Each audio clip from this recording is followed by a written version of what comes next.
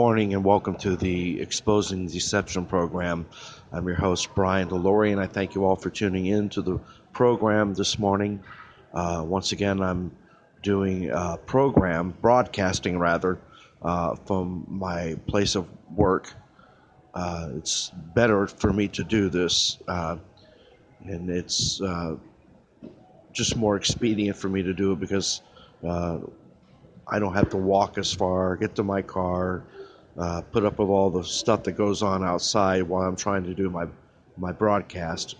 And so I think I'm going to continue this as long as I'm able to do it. And anyhow, the name of the program is Exposing Deception for a reason. And it's not just talking about spiritual deception, although that's really the focus pretty much. But I also deal with political deception. There's a lot of deception going on in the political realm as well. So wherever there's deception of whatever kind, I'm going to address it on this program. And so tonight I'm going to be speaking about the spirit behind liberalism. Now, we've heard a lot recently about Hillary Clinton and her lies to Congress, her lies about her emails and all of those things that she's done. But we haven't heard too much lately, although it's beginning to come out more and more, that Hillary is a follower of Saul Alinsky, just like her president, Barack Obama, is a follower of Saul Alinsky. And Saul Alinsky was a community organizer, and basically he focused on the black communities and wanted to incite violence in these communities through rhetoric and trying to stir up these communities to become feel oppressed, so they would try and take back what they thought or what they think they have lost, which they really haven't lost anything. The minority communities was what I'm referring to. The minorities today have more rights than anybody.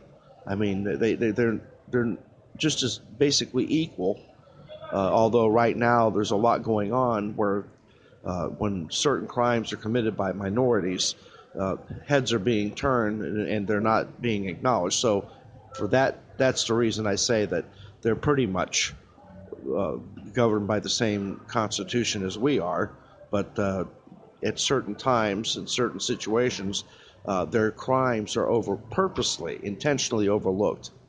But getting back on point, so Hillary and Obama have followed, he believed in this stirring up of the communities and getting them to do things because they feel oppressed, inciting them to violence and whatever other means it takes to stir up the division in the nation. So anyhow, the Barack Obama and Hillary follow Saul Alinsky. And Saul Alinsky's book, in the dedication portion of his book, it's dedicated to Lucifer, the number one radical. That's basically what it says in a nutshell. In another portion, and I've been looking this up on Wikipedia, and so I don't fully understand all of what's behind this person, Saul Alinsky, but you can definitely see he was a person who didn't follow the laws of God and the Word of God. And so he stated in another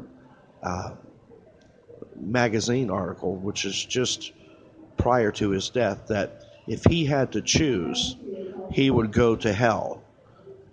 Now, you can certainly see, and remember, all of liberalism and socialism and Marxism, Saul Alinsky is tied into all of this stuff. But since the dedication of his book, Rules for Radicals, was made to Lucifer, I believe that establishes a connection between Satan and liberalism. It's a satanic movement. I mean, everybody who's liberal Now, there are varying degrees of liberalism. I would say pretty much the progressive liberals of today are really pretty much 100% committed to this, and they don't even realize it. But they're committed to this satanic plan of liberalism to destroy the world. Liberalism thinks backwards. People who, Michael Savage, he's a radio host, in case you don't know that, very prominent radio host. He has a saying which is, liberalism is a mental disorder. No one who is rational thinks the way Barack Obama thinks, or thinks the way Hillary Clinton or any other progressive liberal thinks. I mean, to think that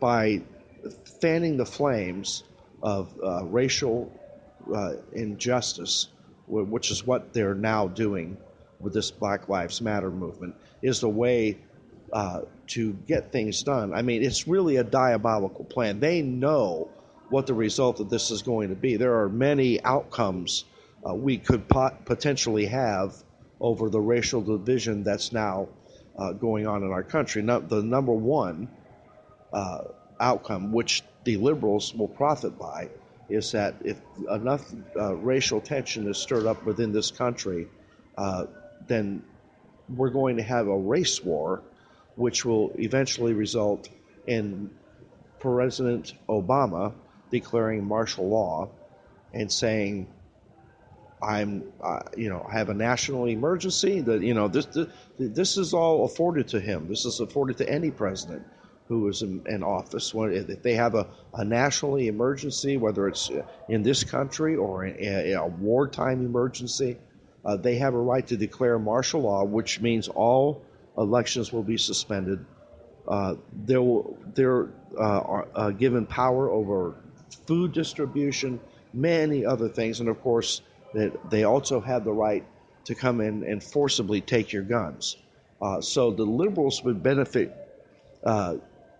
greatly from a race war in this country. So I think that Obama is doing his best to make that happen by putting down the police and treating every incident where a white police officer is forced to shoot a black suspect as being racially motivated. And so by doing that and constantly harping on, Jim Crow and slavery, he's fanning the flames of hatred in the black community towards the whites, which I believe is eventually going to result in the whites raising up to defend themselves, which will result in a race war. And then, of course, Obama can now say, well, I have the right to declare martial law, and he will remain in power for as long as martial law is in effect, which I'm sure if he has his way, he'll see to it that it's permanently in effect.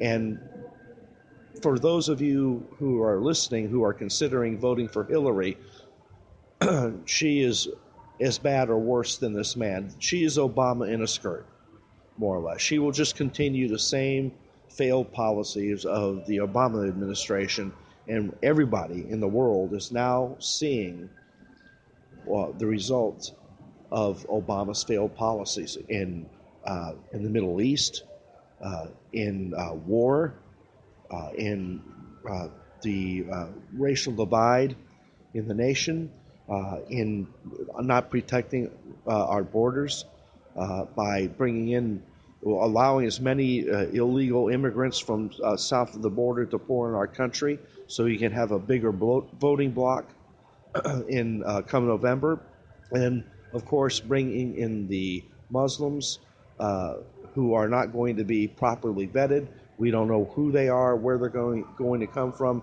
and this will just continue to create problems for as long as it's allowed to go on. And this is why we need Donald Trump as our president, because he will not allow this to continue. He will put a stop to this. And I got off onto a lot of things I didn't intend to get into on this broadcast, but suffice it to say that Saul Alinsky is a hero of Hillary Clinton and Barack Obama and many other political leaders, and they understand fully.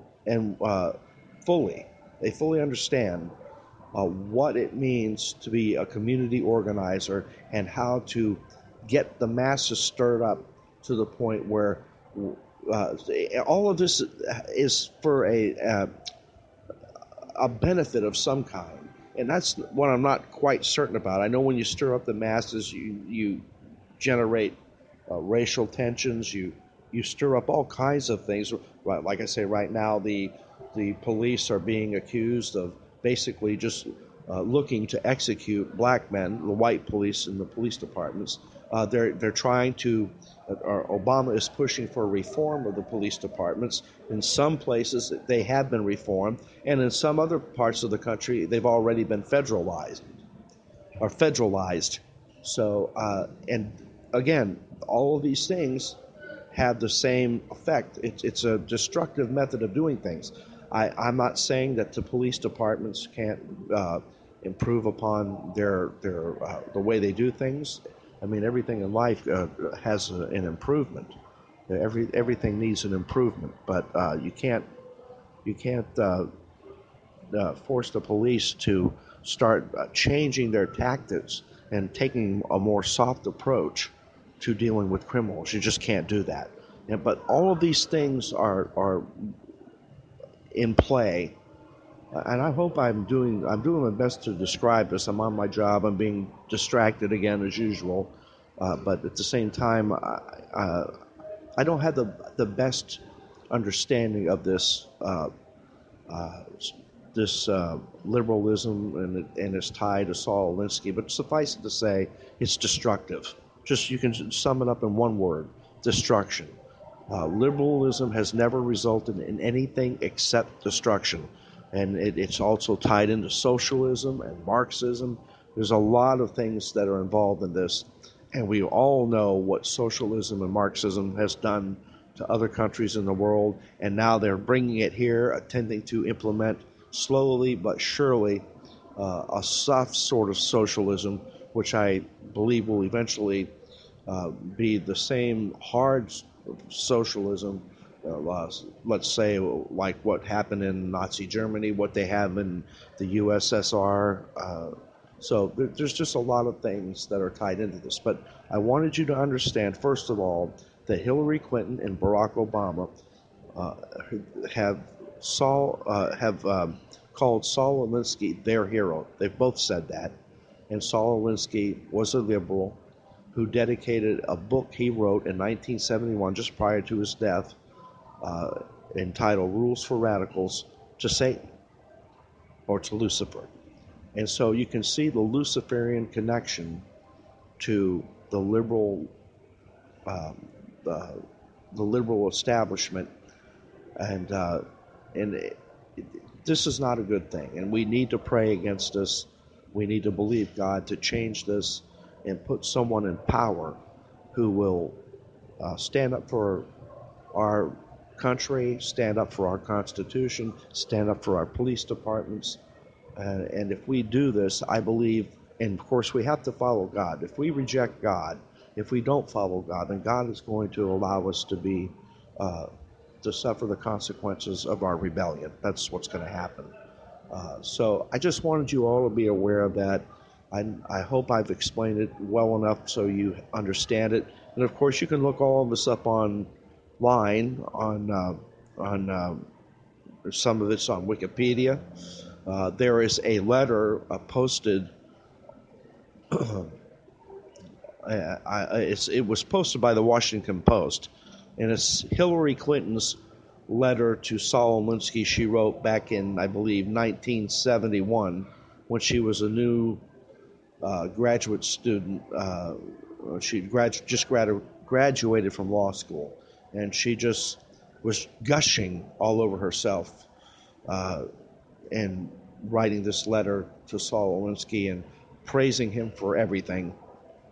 So you can certainly see, this certainly gives some insight into her mentality and what she really and truly believes. Now, she doesn't want, and by the way, when she was in First Lady, they fought to keep that article, or that letter rather, to Saul Alinsky from being published. But somehow, I don't know how, it's been now been published, and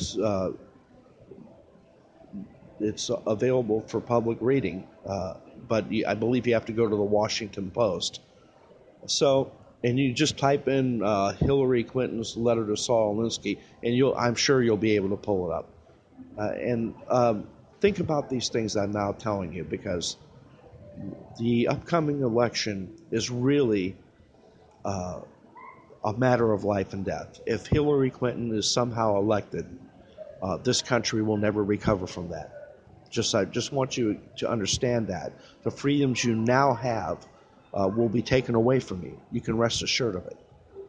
And if you don't think she's capable of that or willing to do that, you better think again.